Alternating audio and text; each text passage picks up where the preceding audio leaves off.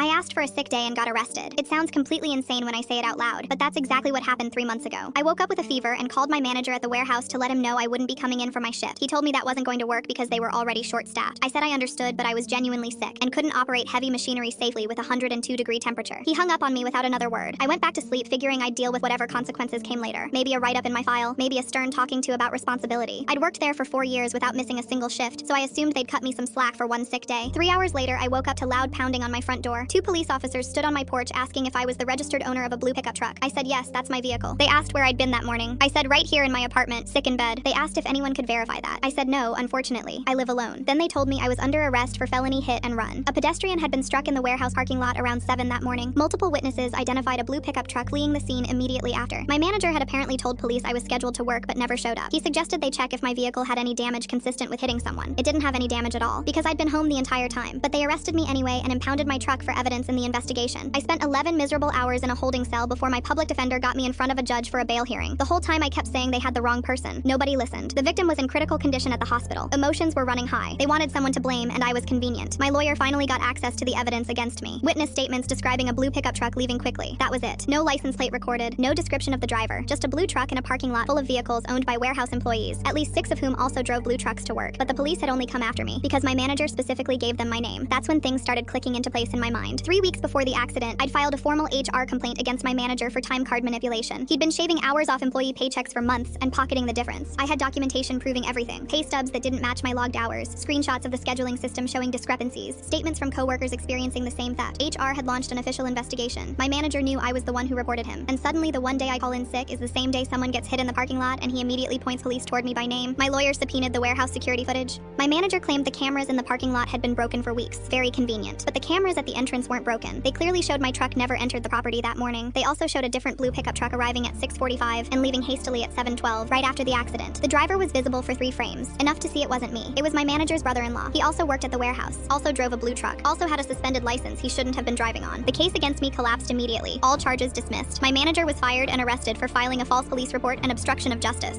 His brother-in-law was charged with hit and run causing serious bodily injury. The victim survived but needed months of rehabilitation. I sued the company for wrongful termination since they'd fired me while I was sitting in jail for a crime I didn't commit. We settled out of court for a number that let me pay off my house and take 6 months off work. My former manager took a plea deal, 18 months probation, and a permanent record that follows him forever. His brother-in-law got 4 years in state prison. Last week I started a new job at a different warehouse across town. Better pay, better management, better everything. On my first day, my new boss asked why I left my last position. I told her I took a sick day and it didn't go well. She laughed thinking I was joking. I let her think that. Some stories are too ridiculous to explain.